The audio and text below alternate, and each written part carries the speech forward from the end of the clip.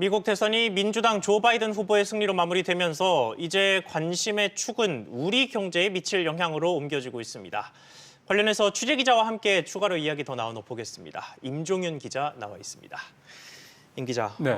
조금 나눠서 보죠. 일단 산업 쪽에 미칠 영향이 어떤지부터 좀 짚어보죠. 예, 바이든 후보가 대선 공약으로 여러 차례 강조했던 게 2조 달러, 우리 돈으로 2,400조 원을 친환경 에너지 쪽에다 쏟아붓겠다라고 공약을 한 거였습니다. 그러다 보니까 이 바이든이 당선이 되면서 전기차, 배터리 같은 이런 친환경 쪽 분야에 대한 기대감, 수혜 기대감이 높아지고 있습니다. 표에서 보신 것처럼 관련 기업들도 좀 나오고 있고요. 예.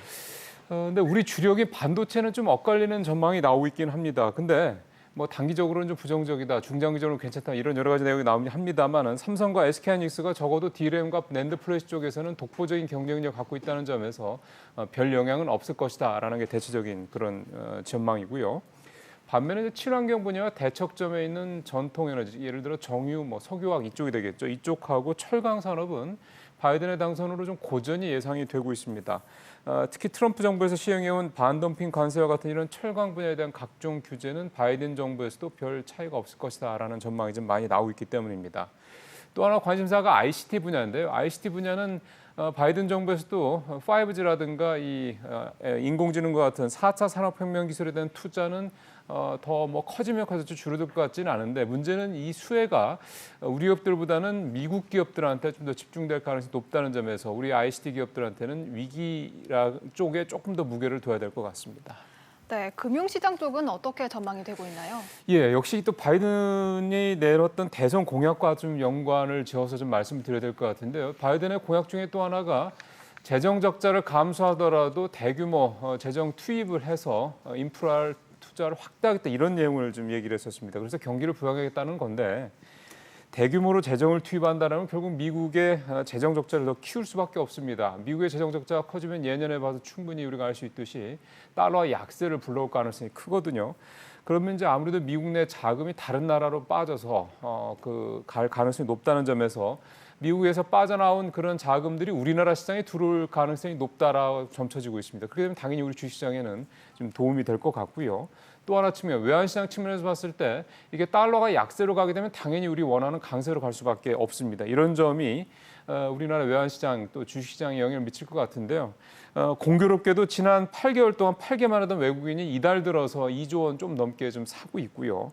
원화 가치도 지난주에 달러당 1,120원까지 상승을 하면서 원화 가치가 1년 9개월 만에 최고치를 찍은 것도 왠지 좀 그냥 눈여겨볼 만한 대목인 것 같습니다.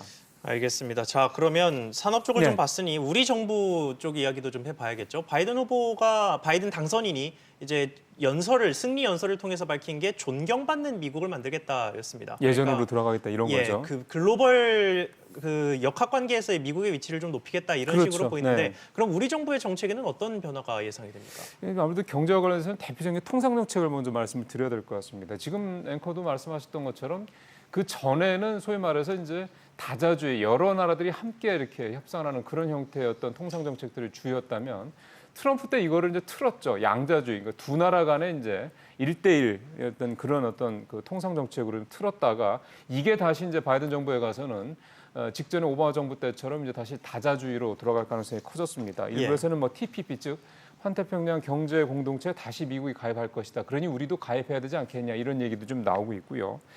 또 하나 바이든의 당선으로 통상 관련된 불확실성은 줄어들 것 같긴 한데 트럼프 정부에서 가장 핵심적인 통상 정책 중에 하나였던 미중 무역 갈등 문제, 요거는 크게 개선되지 않을 수 있다는 얘기도 나오고 있어서 아직 긴장을 놓을 상황은 아니다. 이런 해석도 함께 물론 나오고 있습니다.